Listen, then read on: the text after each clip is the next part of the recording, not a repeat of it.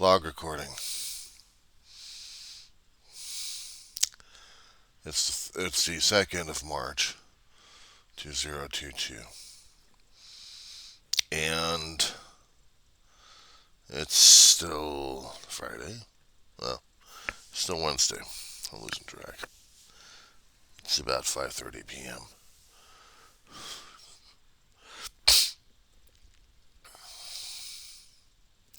The thing about reading assignments, sometimes there's just stigma and mythos that they may or may bring either enlightenment or boredom to some people.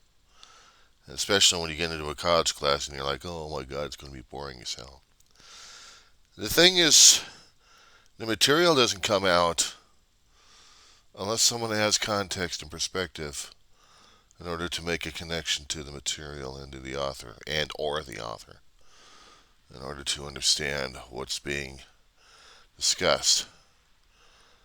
Take, for example, a while ago when we were dealing with the Russia situation. We were dealing with the Russian situation in real life, but now in form, literal form. We are taking the pessimistic viewpoint of life and how people have viewed it in a Western point of view and trying to understand the Russian point of view of things. Expected class warfare, proletariat, bourgeois, Cossacks.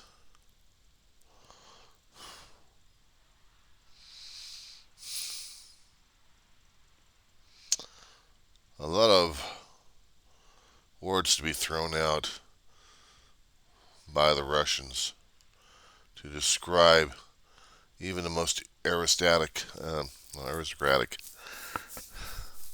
viewpoints of things versus the common stick in the mud. It would have been no better, no different sometimes if I could just get past some of the stigmas I've had, Western culture that I've been raised up under, including reading about my own Western culture, the ancestors and how they were raised and how they were brought and bred, and compare that to America, and we're supposed to be a little bit different, but we're not, because we've been all influenced by the Western culture. But if some of us were from Russia, we have a viewpoint, a doomed viewpoint, a gloom and doom of sorts. Certain acceptance of whatever's supposed to be out there and hard enough to make changes because it goes against the grain, it goes against the programming. Death of Ivan Ilyich was supposed to be one of those kind of things when you read the book, or at least read the story for him. And in the first place, it was a short story put into our anthologies. And in checking out the course summary, how someone was trying to give me the information necessary. I know it'd be about 2 or 3 hour reading, and I'm supposed to get something out of it, but I like to do a little pre-homework on this material I'm going to be reading at this point over here to get an idea what the hell I'm looking at. Because I found out that sometimes even reading stories cold kind of leaves me a little bit out of it, and I need to get more. I need to get more out of it before I can actually read the material necessary to understand what the hell I'm looking at. And even though it's going to give me a different colored viewpoint, they would rather I have a fresh, quote unquote, fresh viewpoint. And that's the stigma right there, isn't it? That's a stigma right there that we're dealing with. Our own unique, but we've already been pre programmed. Not by the instructor, but by our own experiences in our own education. So we've already had different perspectives, different connections with some stories because they're written in certain formats that we can automatically assume that we can understand the story better that way. A mad, a mad scientist who's the son of a different wealthy doctors, decides to raise the dead by chemicals. And he does anything and everything to get this experimentation up and running. You're so excited about the damn experiment, you're not even thinking about the consequences or the ethics, the pros and cons about it. The horrors about opening up a can of worms without even questioning it or realizing it. Thank you, Mary Shelley, for that one. But it still reminds us that we still learn those things as we're still getting older and growing up more, and getting more wiser. Because some things do have a cost in it. Unless you know something, just reading it fresh, I don't know, leaves me a bit buggy. So it was always necessary when you had to go into Bible studies to read about the Bible. You take chunks and you try to analyze it, and everyone else is trying to analyze it or trying to figure it out because they're trying to get their own perspective, their own context of it. Bible in itself is conflicting as it is, and very heavy for historical and also for storytelling and moral wise. And unless somebody actually has an idea, if they don't have an idea, it's overwhelming. But if they actually have a general idea where they're looking for or looking at, then maybe it gives them something to work with. But then again, it's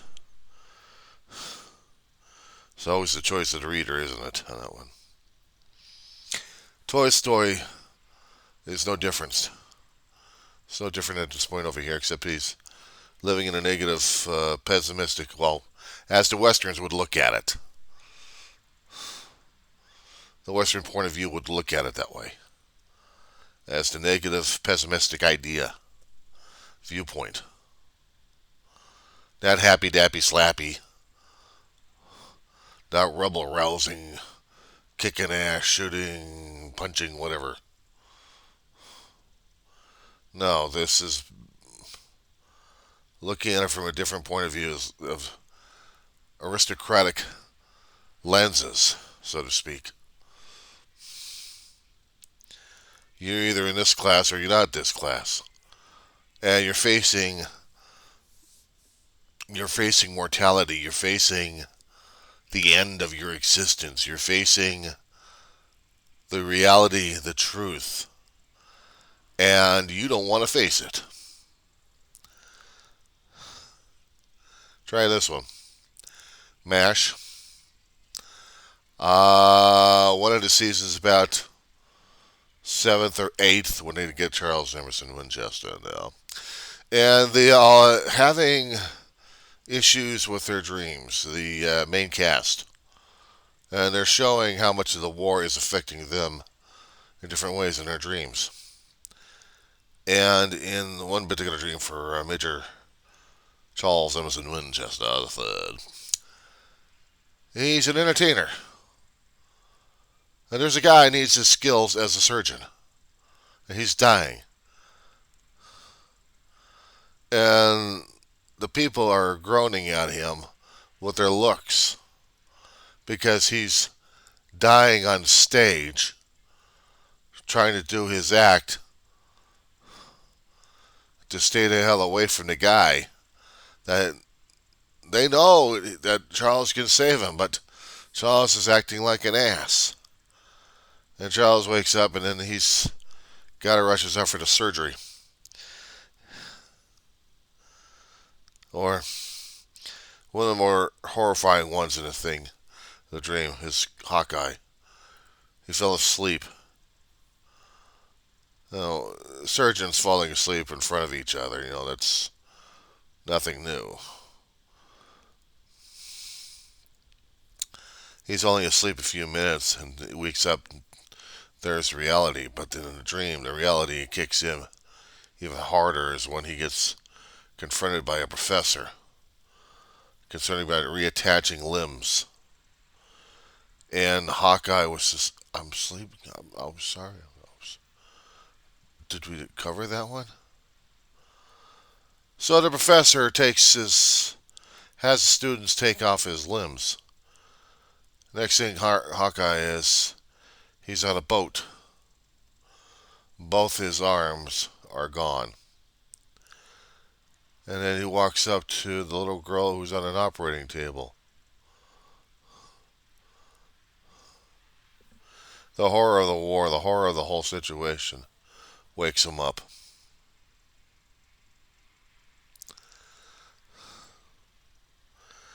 I use theatric, I use film, I use whatever it is I can to make the point clear enough. I'm just not quite sure if I'm making the points clear enough when I'm dealing with the class itself. I've been watching films and I've been watching television shows. So the shows are formalistic at best, but sometimes they stick in your craw. There are certain episodes that stick in your craw that have been written in a way that they'll be recognizable down the road. We just don't know when. Toy Story has been trying to show people different ways, different viewpoints, how to look at life. We have pre-programming left and right. We want one particular outlook. They call it the fake life or something else. But it is a fake life because we've made it that way. We made it into a charlatan, a circus performance. We're out there performing for everybody else in the middle of a three-ring circus until we get out and try to get ourselves into another costume and then perform for everybody else. So imagine doing that as you're working your ass off in a laborious tomb made up of cubicles and office chairs and computers. Hello, did too many of those. Where you constantly move from one table to another table. It's like clean club, move one cube forward.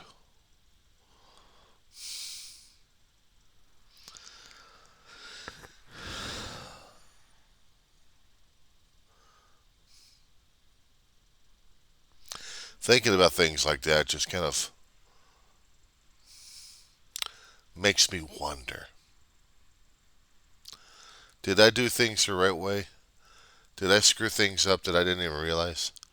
Did I honestly make the mistakes necessary and not able to fix them? Or were they just made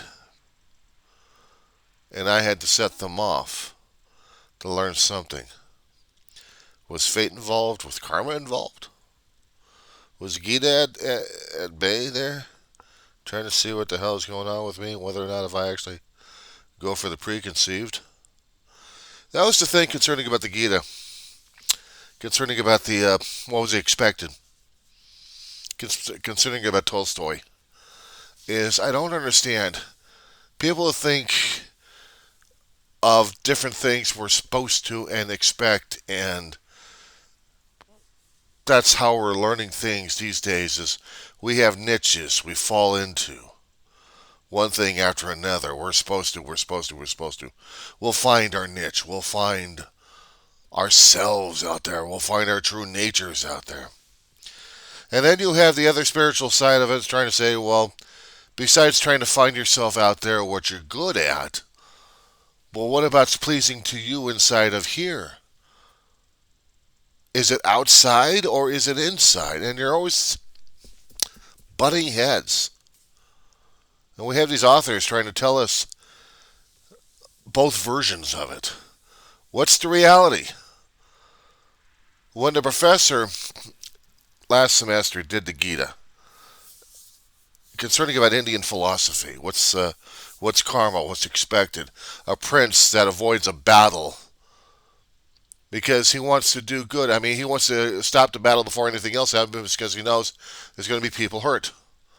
But his job is to lead his people into battle because that's his expected job. But he doesn't want to get anybody else hurt, not even the other side. And the other side knows they don't want to get hurt. But they have to get through this damn thing in the first place without even going through conversations. It's like watching today, or actually watching the past week or two, play itself out. And we've got this war going on that shouldn't have been in the first place. This is a reality check. This is like trying to fulfill karma's or fate's expected thing and not what we think should have been or as we understand it. So, I know I have read a lot. I have watched a lot.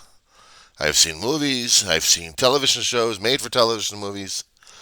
I haven't read all the damn college books out there that the professors keep shoving down people's throats.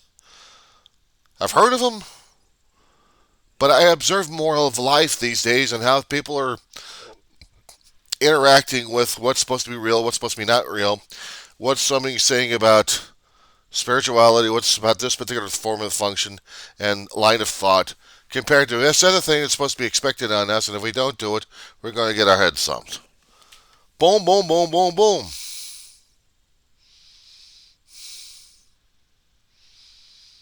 And I gotta tell you, the professor I got right now, Professor Sante Tarfala. I'm sorry, Tarfarella. Tarfarella. He's a good English literature. He's a good English literature teacher. And some of these stories out there that we're reading, yes, I may have heard a few of them, not all of them. And I wait for the professor's description of some of the works because some of the works I look at and I'm like, okay, 30 or 40, 50 pages at this point over here. I prefer going on online and getting some online course research, even if they are just or justical notes. At least it gives me some kind of context to work with here. So as more as I hear information coming about the professor, he wants to hear information solicited from the students, what their viewpoints are. And I'm like, no, I'm not playing the game. Not yet. Wait and see. It's not playing as a poker game. It's a chess set. But you're poking and prodding and seeing what works and what doesn't work. Trying to find out exactly what are we talking about, what are we looking at here, and how is it applicable? Where's applicability to the situation that we've got right here? Is it being applicable to now? Is it applicable to back then? Is it applicable to whenever? How is it being applied? Why is it being applied? Sometimes I get these kind of questions going on in the middle of the night that I have to wake up and start doing these videos left and right.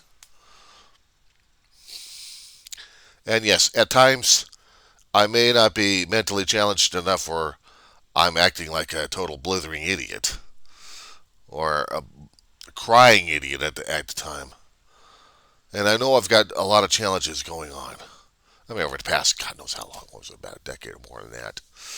I mean, things have been going in and out of my life that I've been trying to chase down why I am the way I am these days.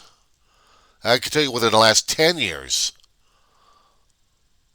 10 years was more specifics than I can 40 or plus, except for heart surgery that happened that, for me, started everything else. But within the past 10 years, three major people, major changes happening in my life,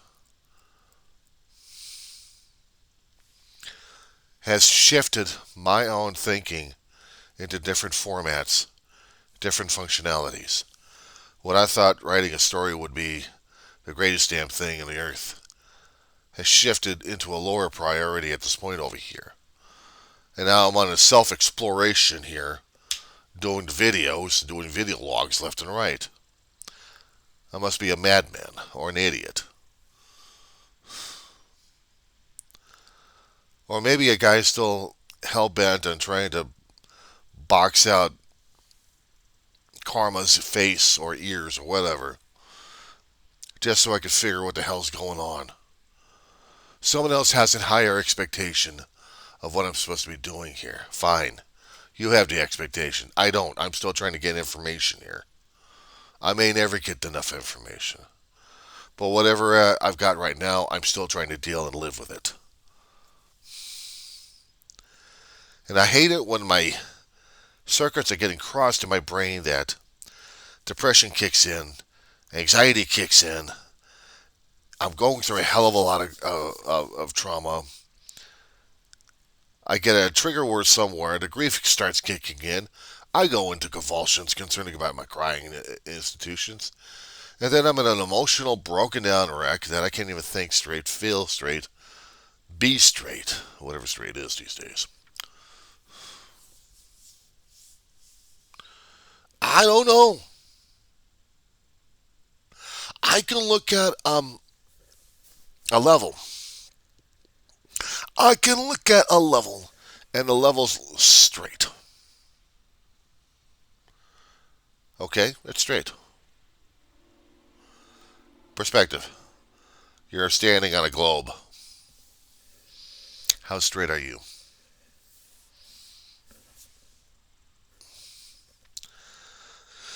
Sometimes my brain's trying to rewire itself by thinking along those kind of lines like I used to. And then other times it's like,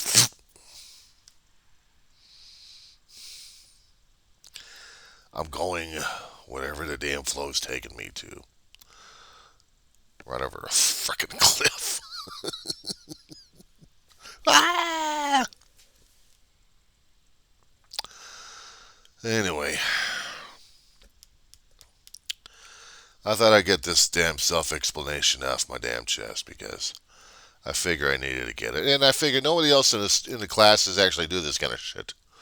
Bug the professors with these kind of letters. Because why would they? They don't. They go in there, do their own time, and get the hell out of there. Shit. Oh, God. I always like these munchkin some bitches, these kids. Keep thinking the same damn way, and the professors are looking at them the same damn way, and they're dealing with the cookie cutters. They're wondering if there's the best cookie in there that's not going to be too soft, too hard, too crumbly. He's going to be the perfect chewable cookie there to demonstrate to the rest of the world this is my cookie. No, this is just a person emulating a damn cookie. That's about it. He don't know his ass from a hot rock. And I've been seeing it. I've been seeing it. I feel like one of those damn cookie cutter assholes going through the damn school systems. Fight my way as a little kid, then have to follow the damn rules left and right, and be pissed off about it. Go into a collegiate system, you're not even emotionally ready for this shit. I wasn't even ready for this damn shit. My mom insisted. At 19 going in there, working his butt off of part-time jobs because he had no choice. Needs some money to get the damn place going. And by the time I get in there, I'm busting my ass, getting into different jobs, and struggling like crazy. Next thing I knew, about 2 years into the damn thing, then I get the fucking letter. You're not done to go for 2 years over here. Get the fuck out of here. Okay, how'd I go? How'd I go to the damn place? Pierce College. 85 to 87. Of course, I did do one semester of physical therapy. Not physical therapy, but racquetball. Always tennis, one of those two. But I couldn't finish. I couldn't do another semester, though. Because during that time, I had to work my ass off at a full-time job. And the job came first instead of school. That's what I had to do. It's a lot of choices, a lot of hard decisions to make when you're a kid growing up.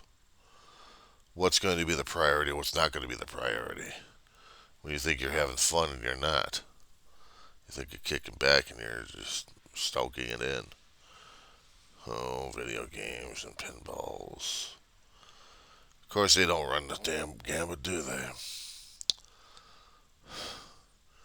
Too much time in the damn cafeteria listening and seeing the video games and the pinballs. Not to mention hearing an overhead radio talking about how life affects everything else when you hear favorite things blowing the hell up. Space shuttle goes to hell, and so does the students who actually understood and felt connected to it. I did. When life kicks in the gut, kicks in the gut hard. Things I remember. And you get home, you see the replay over and over and over and over and over again. It's like somebody bending your ass down and kicking you in the ass again and again. And then in the gut. And then back in the ass again.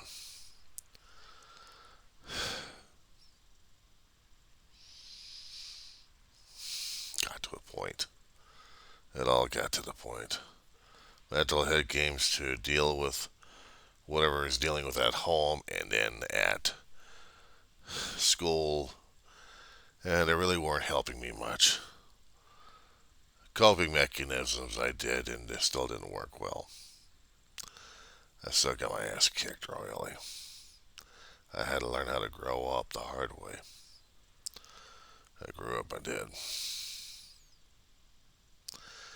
And I had to emulate. I had to learn how to be a chameleon. I had to learn how to be part of this, part of that. Part of this thinking, part of that thinking, part of this system, part of that system. Part of.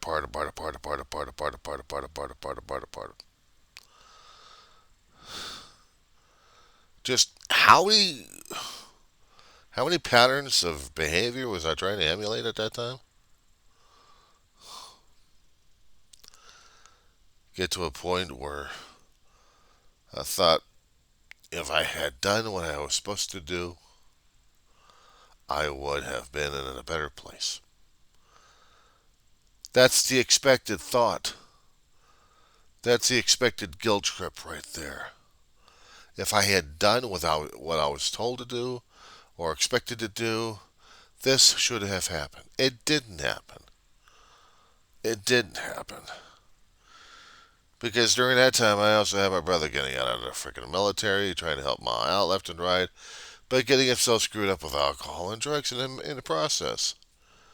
To the point where we had to kick his fucking ass out of the house. And he comes back as a frickin' skeleton. So now I gotta worry about his ass. I gotta worry about Mama. Her not losing a damn job at this point over here. And me.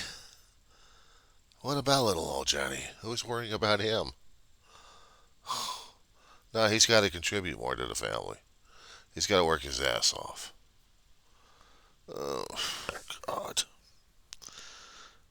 No wonder I tore myself apart left and right. No wonder I felt happier when I went into bookstores. It smelled. Just open that damn door open. The waft just came through of paper, of ink, of artistic coloring and drawings on the covers, of the feel of the covers of the soft and of the hard, and how I would look and peruse the magazines and the book racks, all of them.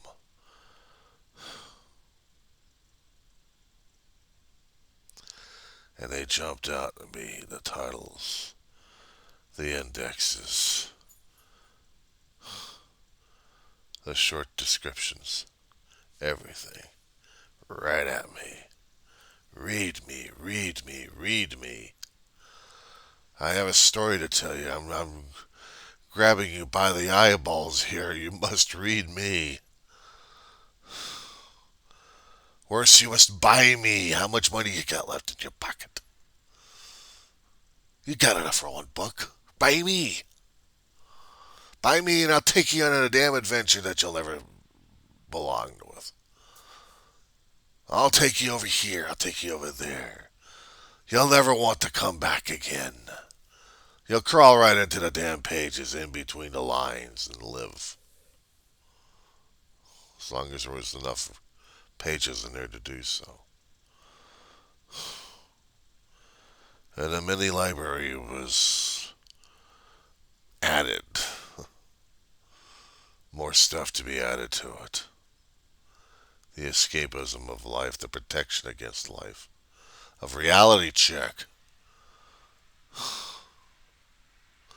Tolstoy with his damn stories concerning about how to deal with life on life's terms.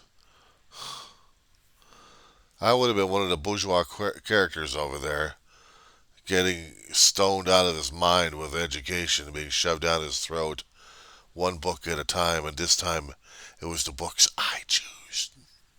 I chose books. I chose certain topics. I chose certain subject matters, genres, characters, different things of life itself.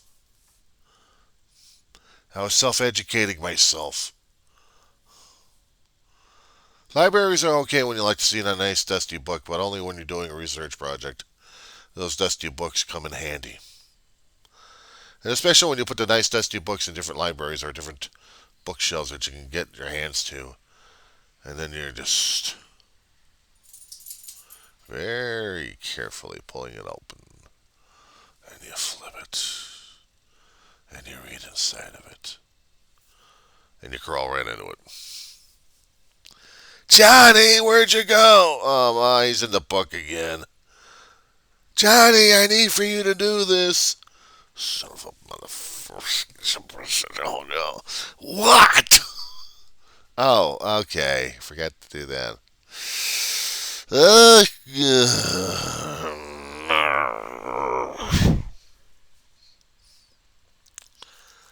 Johnny, what do you got in your back pocket? Oh, there's nothing over there. Except a huge bulge of maybe one or two books.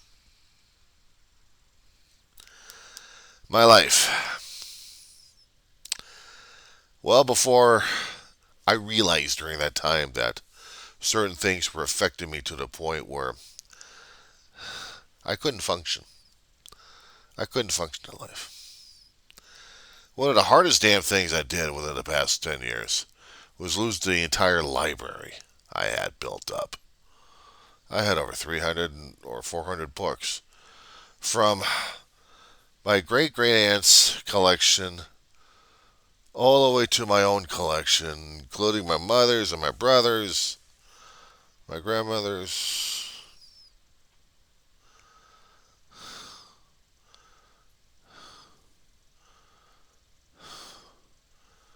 One of the things that hits me hard.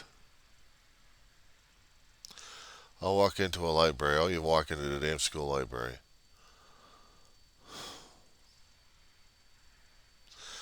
And the thing is, I didn't have the urge to pick one book up. I look at them. I remember my own that died. And I pay a tribute to him. But if there was a book that still screamed out and said, pick me up, I'll do it. I've saved a few books in my time. I still have a few books lying around. Every once in a while, I get me a new book or not. Save it. Read it. Store it.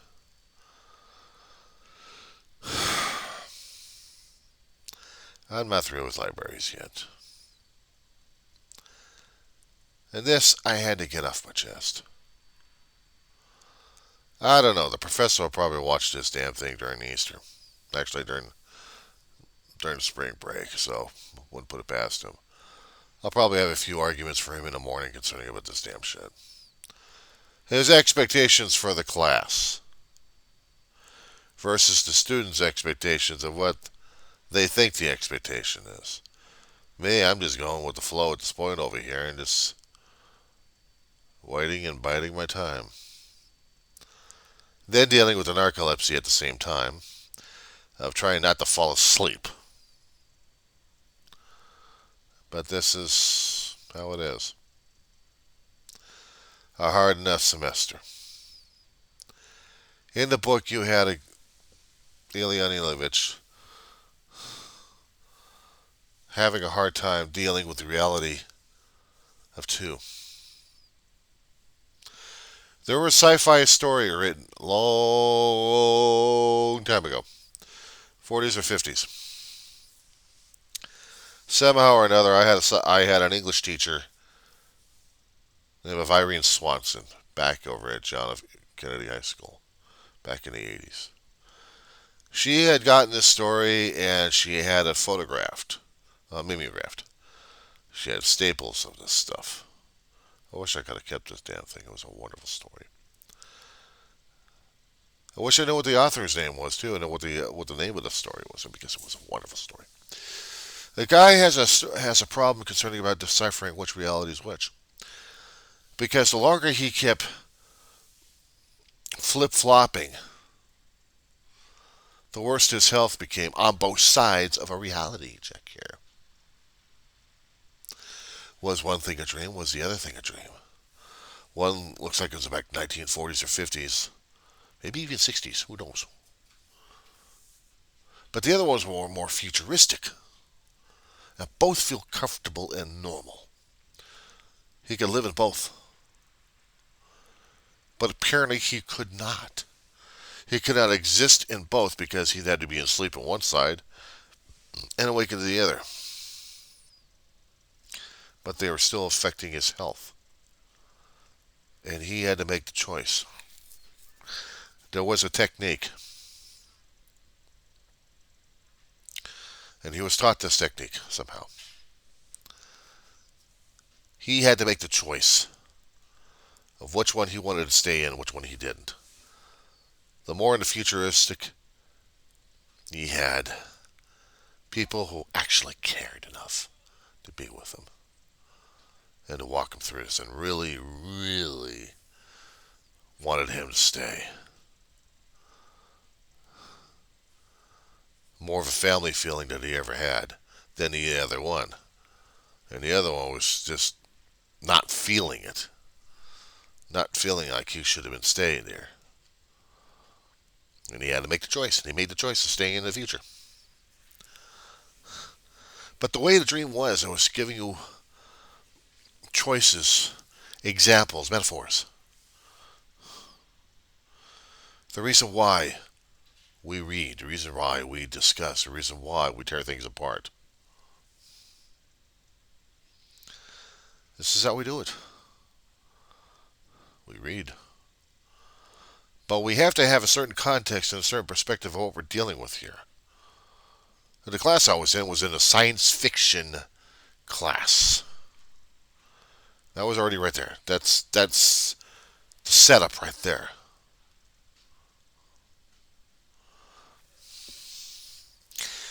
World literature means anything else. Everything else is open season.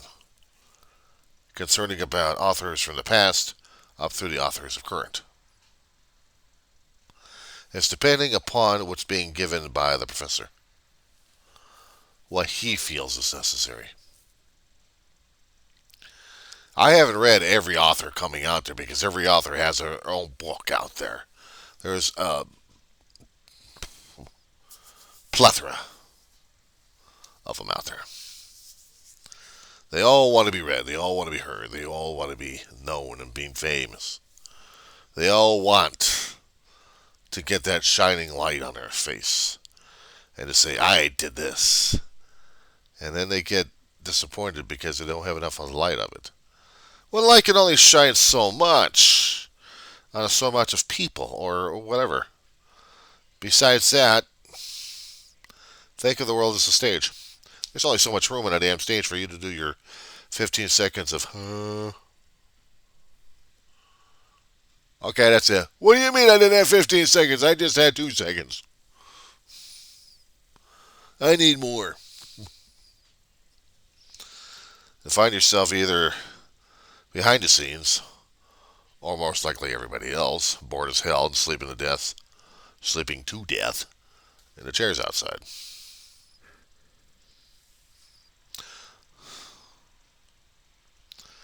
Hell of a way to look at life, isn't it? Anyway, I get this stuff taken care of right now. Hell. Remember I told you with the damn narcolepsy? When I start getting those kind of yawns, I know they're going to drive me crazy throughout the rest of the night. Dinner first, something disgusting and globulous, and then afterwards something else. Meanwhile, this is the Weaver, John C. Rosamond, California. Ciao.